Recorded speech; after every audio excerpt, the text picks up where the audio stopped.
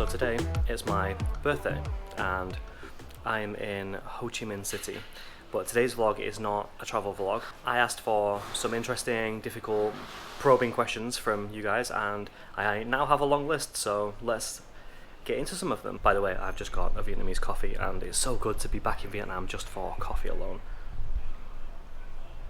It's strong as hell. I'm going to be wired all day. Let's get into some of these questions. There's a lot and some of them are very deep, so let's see how this goes. What would you be doing now if you were not a programmer? So for those who don't know, my main profession is coding, building things. For the past year in Asia, I've been working on my own stuff out here. And for me, yeah, coding is like my art form. It's the thing I love to do the most. I think my answer to this is language. Most of the stuff I actually write code for is with regards to language learning, not programming languages, I mean real languages. And so I would probably be somewhere in the world of linguistics, probably on the scientific side, that's why I say linguistics, but also I'm just in admiration of so many people I know that are polyglot speakers of multiple languages. Some people know more than 10 and speak them fluently, and yeah, I don't know, that's quite aspirational for me. I would love to do that as well. That's my answer to that one. Okay, what would the version of you in 10 years say about you now? This is a great question. I think I could spend the entire vlog just talking about these kinds of ideas, but let me give you sort of like the surface level answer. Let's not make this too deep. I think I want the 10-year-old version of me at what would that be? 49, to say he was courageous. As courageous as I am now, hopefully, but he was courageous and did things that were not comfortable and that were not normal. Normal in the sense of everyone else is doing them. He took his own path, made his own decisions about things, took risks. I would want, yes, my decade older self to tell me that he's proud of me for doing those things. I think I'd want my decade older self as well to say that he tried his best. Like, if I put my all into something, then it doesn't really matter to me whether it succeeds or whether it fails. It's just an experience. But as long as I know that I tried my best and I tried to get all I could out of the experience of whatever it was, then I'll be happy. So if my decade-old self reflects and thinks that that's what I did for the past 10 years, great. So that's what I'd want him to say.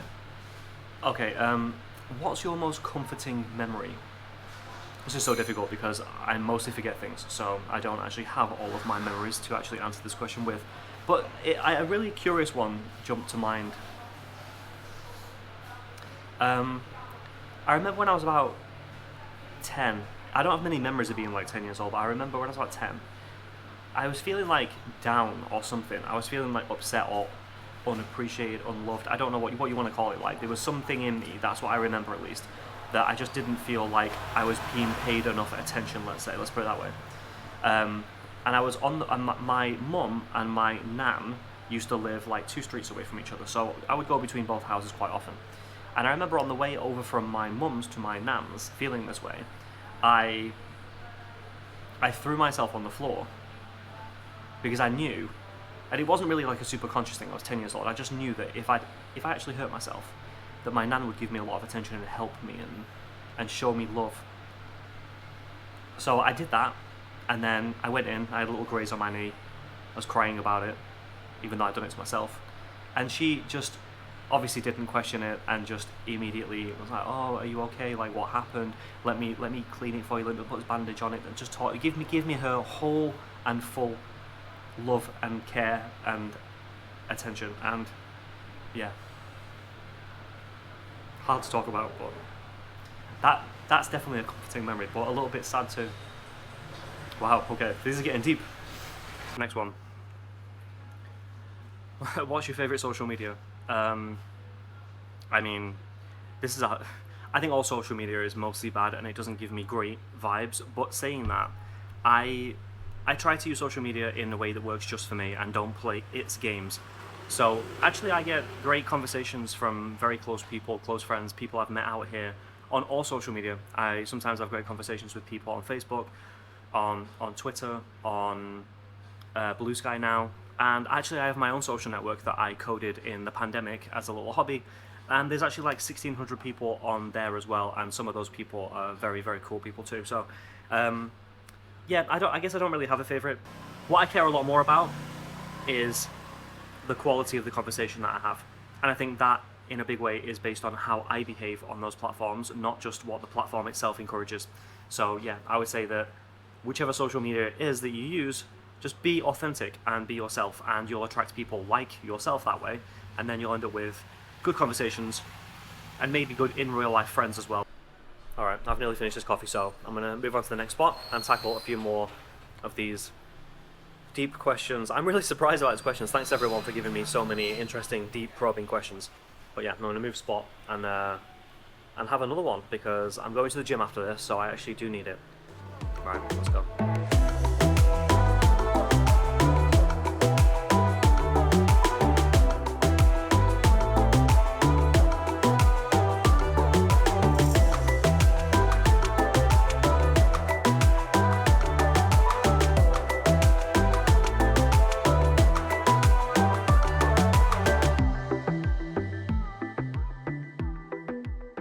How old are you in your mind? This is a good question. I feel old with certain things and then young with other things. So for example, like when I have a conversation with someone that's, you know, half my age, that's more recognizable now than it was before. I don't ever really assume that's going to be true until it's clear that it is. In other words, I don't think, oh, I've got so much more experience of life than this person. I've learned so many things from people much younger than me and much older than me. But sometimes it becomes clear in a conversation that, okay, yeah, actually, you've kind of lived a lot of life compared to the person you're speaking to, and that makes me feel old. But aside from those experiences, I don't feel old at all. Maybe I'd have a better answer for that in like 10 years when I'm like, okay, I have to recognize some limits. But right now, I think I'm living the most free lifestyle, the healthiest I've ever been, and I think what helps is most people think I'm 25, so yeah. I don't feel old yet. What's an underrated confidence hack? Good question. It's not really a hack, but I think to be confident, you have to know yourself well. And if you know, that's a big reason why I would say I'm a confident person. I just know myself. If I'm wrong in a scenario, or if there's some situation I need to be in that's new, I just look within to find that confidence, and I'm like, yeah, I'm still me, and this is going to be fine, and all that kind of stuff. So it's not really a hack, but I would say that the more confident people I know are the people that are more sure of themselves in the right ways. So I'm not talking about ego or bravado. Those seem to me to be people who have done a lot more stuff. They've just experimented a lot more, and they know the edges of their own personality. So yeah, I guess I would say that. Like, experiment with yourself. Go to different places, meet different people, do different jobs, think about different things, read different stuff. And I think that helps you form an idea of who you are, and that is confidence. So true confidence comes from knowing yourself, and knowing yourself comes from experimentation. Okay, one more, because then I need to go to the gym. Alright, this question's from an Esperanto friend of mine, so I'm going to say it in Esperanto, and then I'll translate. Se vi povos forporti nur unu foton kai nur unu objekton el viaj vojaĝoj en Sud-Orientazio, kiujn vi elektus kaj kial? What that means is, if you could only take one object and one photo from your travels from the past year in Asia, which would you take and why? I'll answer the rest in English, because then I don't have to spend an hour subtitling it all. Okay, so the photo, let me just say, like, the photo means something to me because I was there, I took it, I felt something in that moment. And that's why I take a lot of photos, is because I know that they'll remind me of a feeling. Basically, a few days ago, I was in Cambodia. I nearly didn't go to Angkor Wat, but then a friend of mine, thanks Paul, used my own logic against me to convince me to go, so I went. And I have to say, I am so glad that you convinced me to go, because it was one of the best things I've done while I've been in Southeast Asia. I went to YouTube, I read a lot about the history of Angkor Wat, and then I went there really early on my own bike, on my own, not with a tour guide or anything, and then just rode around and like connected all the history that I'd learned to the things I could see with my own eyes.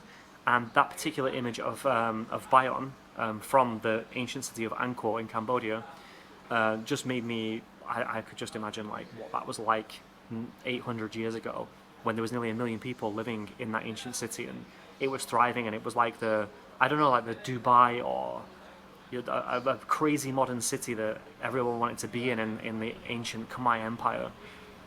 yeah, it was a great feeling, and that feeling of just exploring the old city on my own, at times literally on my own, there was nobody else there, was an incredible experience, and that picture reminds me of it. So, in terms of the other part of the question about an object, sorry to weasel out of this answer, but honestly, nothing. Like, all my possessions could die in a fire, and I wouldn't care. Like, for me, it's all about the experience. It's all about the object. Really, is that I want that to come back.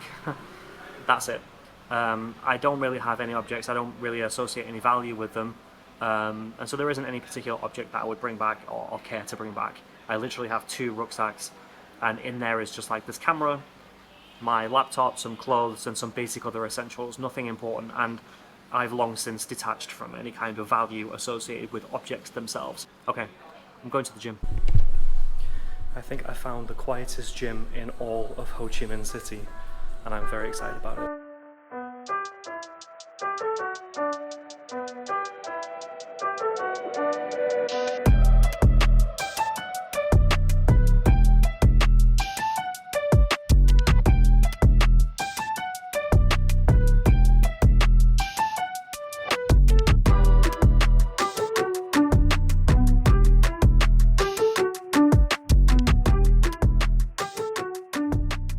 So, the most interesting questions are also deeply personal and do not lend themselves to being asked in public. So, I'll ask you something less intrusive.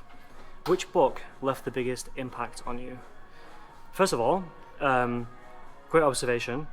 I do think the most interesting questions are the ones that you have in private with people that you have more trust with, and you can be a bit more vulnerable that way. I'm going to answer with 2 answers because there are 2 books that I continually recommend. But before I say this, I want to just add a little bit of context, which is books are very personal. For example, when I read my first book on Stoicism, I'd already learned so much about Stoicism, and it was already so in line with how I was already thinking about the world, that the book wasn't as impactful as it was for other people I know that read that same book who'd never heard of Stoicism before. So it depends on you and your experience, but I'll give you my 2 answers anyway. The first one is Art and Fear. It really spoke to me and encouraged me to unashamedly and confidently pursue the forms of art that I want to produce. So I like that book. It's a great book. It's nice short as well, so I really appreciate a book that's not too big, and this book is nice and thin. And the second one is The Goal. The Goal is actually a novel, but it's not really. I mean, it's written as a novel, but it's designed to introduce the reader to the subject of systems thinking and the theory of constraints. That is a series of mental models and tools that you can use to assess any system in the world. So The Goal is a great way to get into that subject, very easy to read, and is full of counterintuitive advice that the theory of constraints is really all centered around. So that's my 2 answers, Art and Fear and The Goal. Okay, another one. Are you happy? So you can go deep on this question, obviously.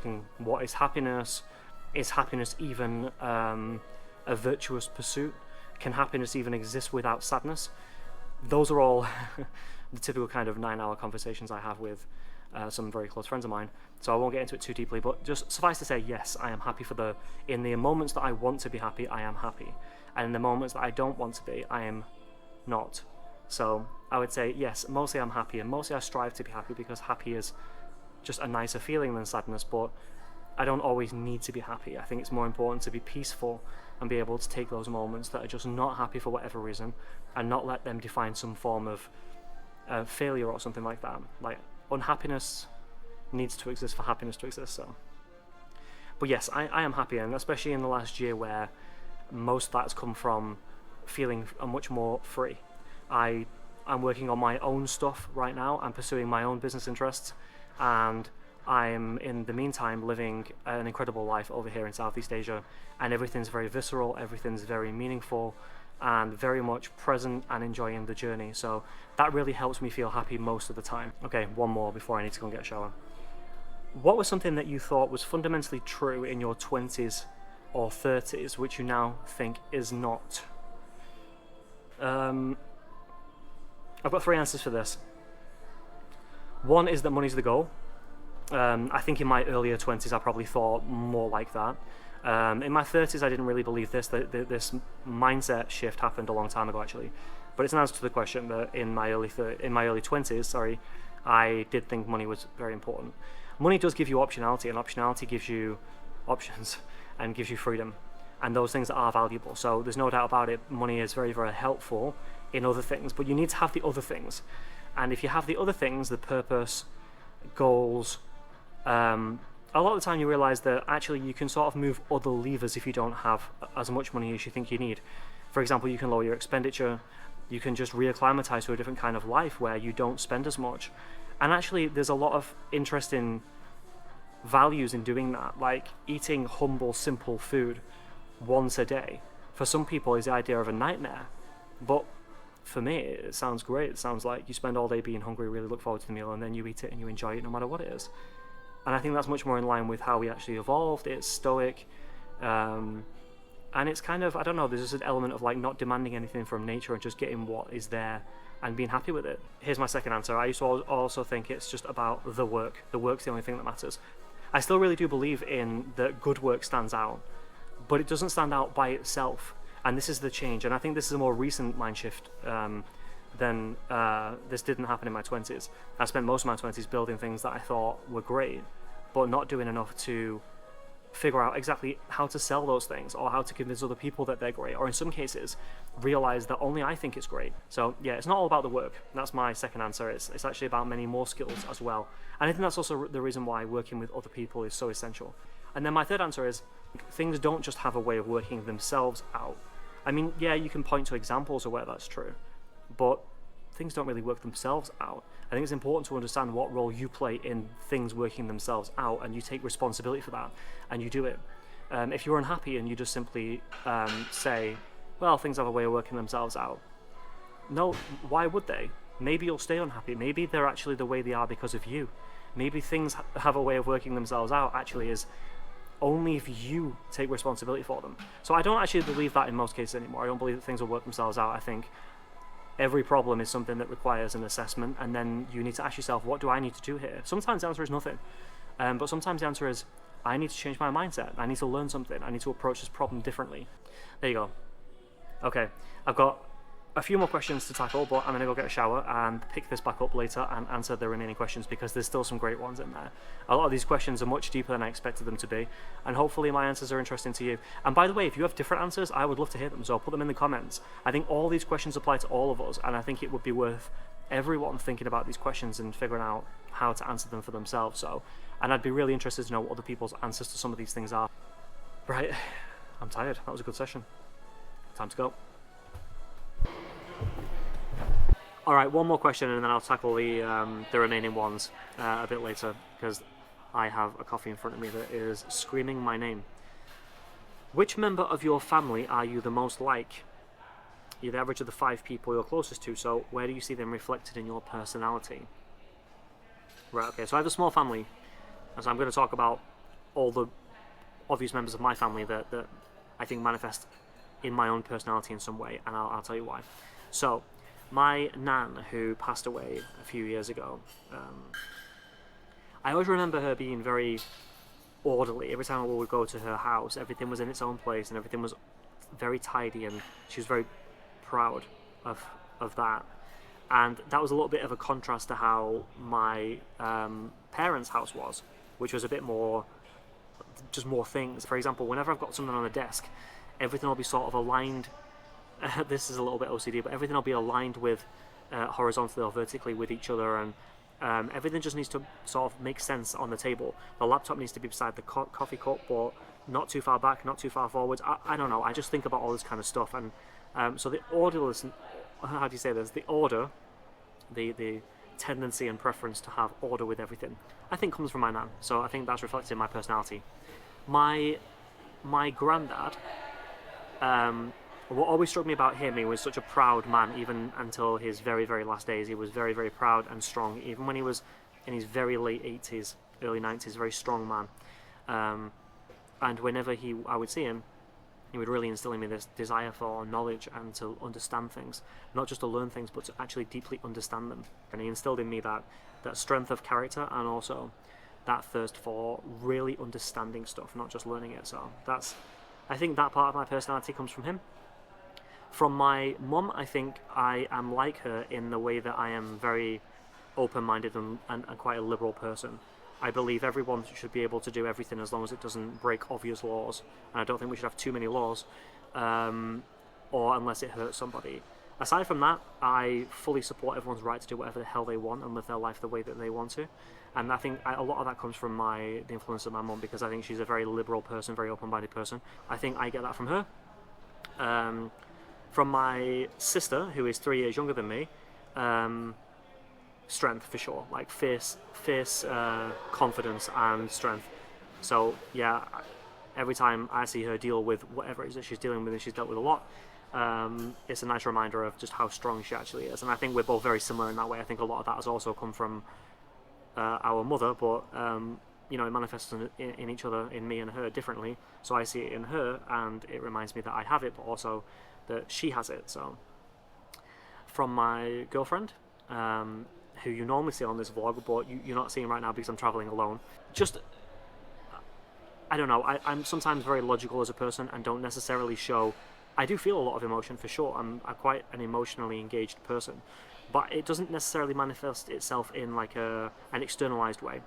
And I've learned from her for sure that like kindness and externalizing those feelings that do exist inside, so basically just being much more loving, is something that is a nice feeling, and I'm embracing that a lot more.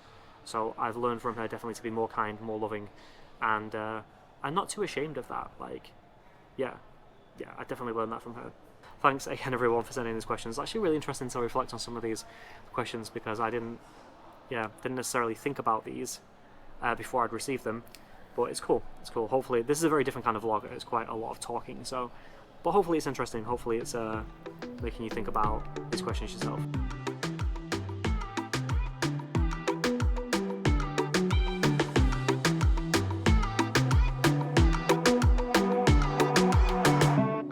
I'm ready to go. I'm going to answer a few more questions, and then I'm going on a remote date. Yes, Elizabeth and I are going to have dinner together, but over the internet, because we're in different locations. One thing that you're good at and one thing that you're bad at or trying to improve. I think one thing I'm good at, or one thing that I like to be good at, is dealing with bad situations. So situations that for some people are very stressful, for me, they're not. So, for example, if my laptop just broke now, or if something was stolen, or if a plan was cancelled, a flight was cancelled, my reaction would not be to be angry. It would just be to accept it as it is. And I think that's a bit of a philosophically influenced point of view, but that's just the way I like to think about things. If it's not in my control, then it's very easy to just ignore it. It's like it's happening around me, not to me. I'm just, my response to it is entirely mine. I can choose to be angry, I can choose to accept it, I can choose to be happy about it, even reframe it. So yeah, especially if I can't change it. If I can change it, then my attention focus is immediately to action in terms of what can I do about it. I'm very unemotional about things like that. So I think that's generally a good thing, and something that I've learned to do over a very long period of time. Okay, bad at. It's always hard to answer these questions because you certainly don't want to say nothing. But you really do have to be introspective to find a good answer. I think my good answer is critical feedback. It's hard because you're always between this balance of trying to be confident about your choices, but open to the idea that someone might disagree with them, and for a good reason. So if feedback is critical and it's from a position of experience, or even sometimes if the feedback is just something that you've not considered, then yeah, you should definitely pay attention to that. I used to be really bad at that, but I've gotten a lot better at it, and definitely catch myself even now though thinking, wait a minute, this is not how you wanted to react in a situation where someone's giving you feedback. That said, I will add though that all feedback is not equal. You have to choose carefully who you take it from. So I think for me, feedback is sort of like or being receptive to feedback is a two-stage process. The first one is, who is it coming from and what are their credentials? There's a lot of people on the internet that will always tell you you're wrong, regardless of how right you are. So you have to know when to actually dismiss that kind of stuff. Otherwise, the world is just too cruel. But when it's from the right people and people that have got your best interests at heart, then you need to take it. You need to think about it. You might come to the same conclusions in the end, but you need to genuinely and openly actually think about it. and ask yourself, is this new information? Is this something I want to change? That's growth. And it's also nice as a reframe for anyone who struggles with this like I do, is to think about the fact that that person is taking time out of their day, their attention, their time that they will not get back to give you that feedback. There is a certain amount of care involved in that, if you think about it. So that makes it a bit easier to take critical feedback, because at the end of the day, sometimes it's just not what you want to hear, but that doesn't make it wrong. So how are you different now than the version of you 1 year ago? That's a good question. In other words, what's changed? How have you grown in the past year? I would say I am slightly more cynical about the world, but not cynical. I always choose to be optimistic about everything, because given the choice, it's probably just better to be optimistic and blindly so even than it is to be cynical. But I have to also recognize that there is a part of me that is a little bit more cynical about the world, and I think it's just because there's more danger now. I think there's just less peace. There's big changes that are causing sort of disruptions to a lot of people I know and things that I also see. So yeah, I think a certain amount of cynicism is actually just being realistic about the way that the world is actually changing. And a part of that is also just getting older. Like, you've got more reference points when you're 39 than when you're 29. You've got more reference points to say, no, the world is objectively a bit different to how I remember it. Some of that's nostalgia, some of that's real. I'm even more sure that the travel lifestyle, or just a lifestyle in which you do travel regularly and for meaningful periods of time, not for a week or two, but for a month or two, is the right path for me personally. I don't want to say it's the right path for everybody, because it might not be. But for me, it is, because it's been incredibly intentional this year, and so much stuff has been new and fresh and challenging and different.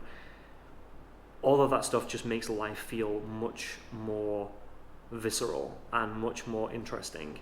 This is a deep one. Who are you? Where to start with that question? I approach that question by thinking, what does who mean?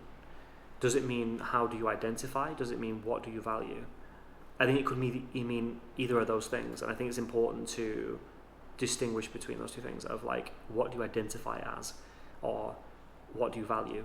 So I approach the question of who am I as, what are my virtues, not what do I identify with, because I don't identify with very many things. I think it's really healthy to have a small identity. I'm not a programmer, I'm not a traveller, I'm not a digital nomad, I'm not a YouTuber, I'm none of those things, because that does not define me even to 5%. So those identity labels I always avoid. In fact, it makes it quite awkward when people say, like, what do you do? I'm like, well, everything, anything, depends on what's interesting, right? Virtue is a good way to answer this question. It's like, what do you stand for? Like, who are you when no one's looking? What do you believe in? What matters to you? And honestly, mine are quite profound and therefore slightly less interesting, I would say. There's only a few. One of them is to live an intentioned life. So who am I? Someone who wants to live an intentioned life. I don't want to be someone who wanders around with no particular plan and goes with the wind all the time. There are times when that's the best thing to do, for sure, but I want to be slightly more intentioned and think about what I want to achieve in the very short amount of weeks that we actually have alive in general. Like, life is short, and so that the stoicism aspect of this all informs my opinion. The other one is honesty. Who am I? I am someone who is honest and will say what I think. Not to be controversial. That's not the goal. The goal is just to be authentic to myself. So if I write something, if I say something, I want that to be as raw as possible, really. Okay, sometimes you do have to filter yourself a little bit, depending on the environment you're in. If you're talking to a boss or some colleagues, maybe you're not exactly the same person you are with your best friend, but for all intents and purposes, though, if something needs to be said, it should be said.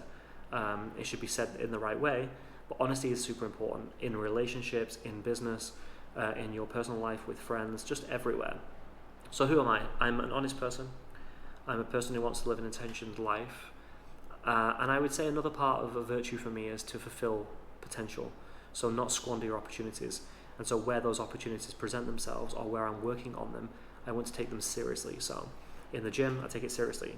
When it comes to, say, language learning, I take it seriously. When it comes to the work I do, I take it seriously.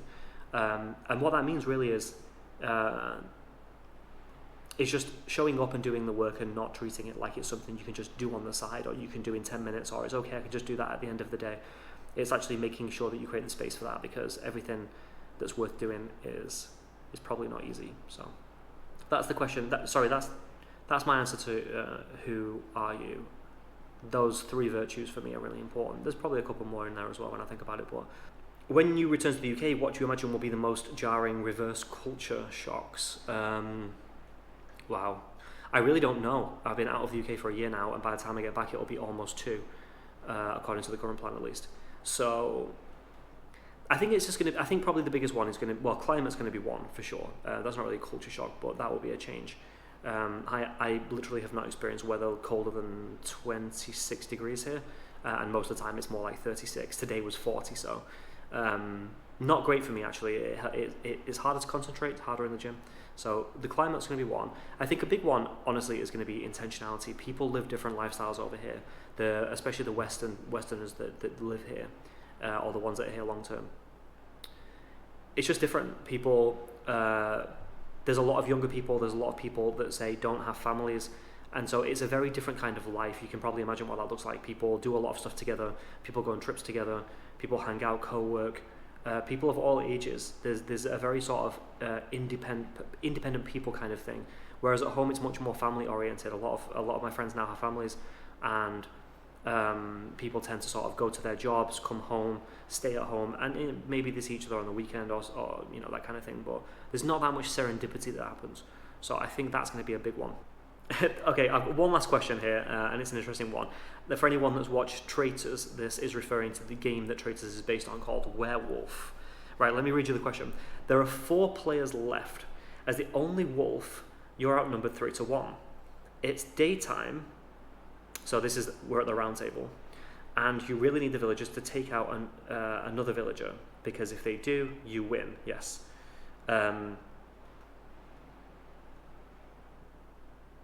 What strategy do you use to turn them on each other? Do you stay quiet? Do you pretend to be the seer that's long since dead, or something else? Okay, this is a really good question, and honestly, probably shouldn't be aimed at me, because I think I have a history of playing werewolf so well as a villager that the werewolves always keep me alive. So just let that sink in for a second. You know what I'm saying? I accidentally play as a werewolf quite often, but as a villager, I just make bad decisions. In this scenario, I wouldn't claim to be the seer because I think it's too suspicious. If there's only 3 players, assuming we started with, let's say, 15 players, I think it's too suspicious to claim the seer at that point. It seemed like, why have you waited this long to claim the seer? It doesn't make sense. So I think that would draw too much attention to you, and it would look too suspect if the other players were experienced. I wouldn't do that. I think that probably gets you killed.